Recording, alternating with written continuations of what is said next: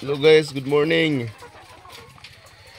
Tapos na tayong magpakain sa ating mga alagang layer. 6 AM in the morning. Meron nang nag-iitlog.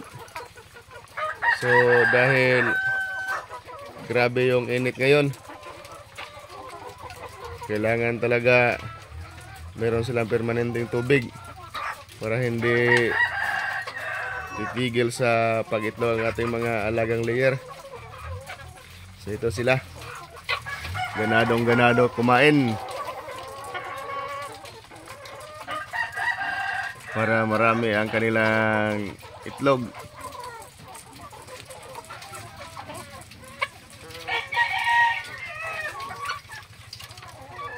Nilagyan ng vitamins natin yung kanilang tubig para hindi mag-decrease yung kanilang itlog dahil sa grabing init. Yung ibang mga backyard ng mga poultry nag-decrease, grabe daw yung pag-decrease sa kanilang egg production dahil sa grabing init.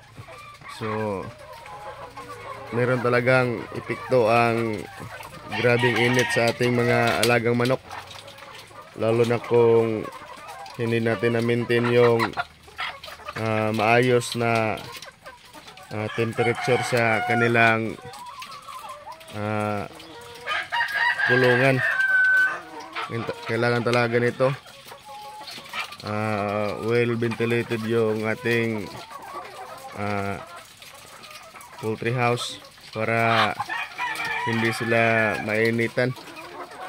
So ito sila, ganadong-ganado kumain. Ang ating mga alagang manok ay mga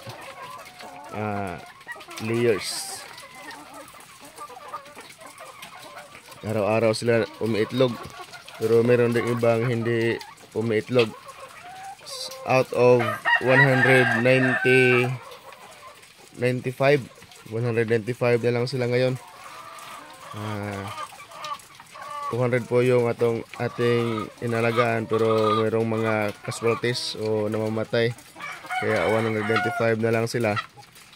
So araw-araw kahit tag-init, nakaharvest pa rin tayo ng mga 160 eggs. 160 eggs pa rin yung mga, most likely mag-average ng 160 to 150 yung harvest natin.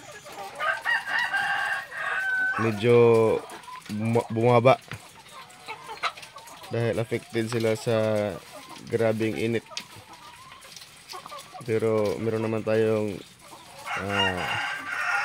remedy, meron naman tayong vitamins na ginagamit para tuloy-tuloy pa rin ang pag-itlog sa ating mga alaga kahit mainit ang panahon.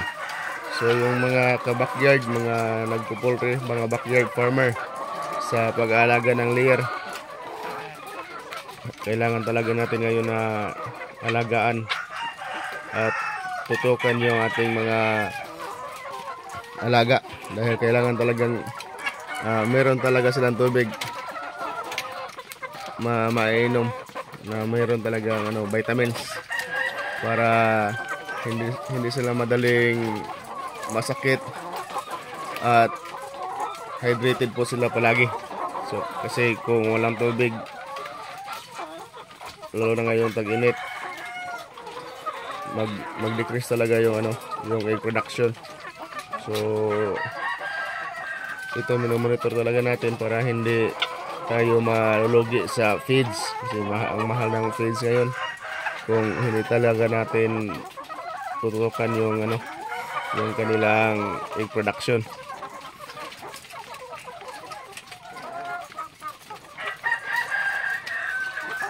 So ito sila, ang laki na ng mga itlog, mga large at XL na yung itlog ng mga alaga nating manok. So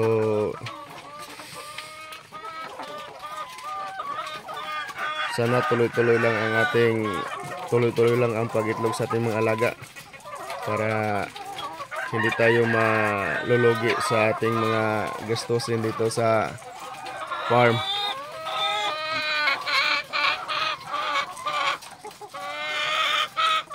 At hanggang dito na lang mga ka-backyard, mga ka-farmer, sa ating munting video, munting vlog tungkol sa ating pag-aalaga ng manok.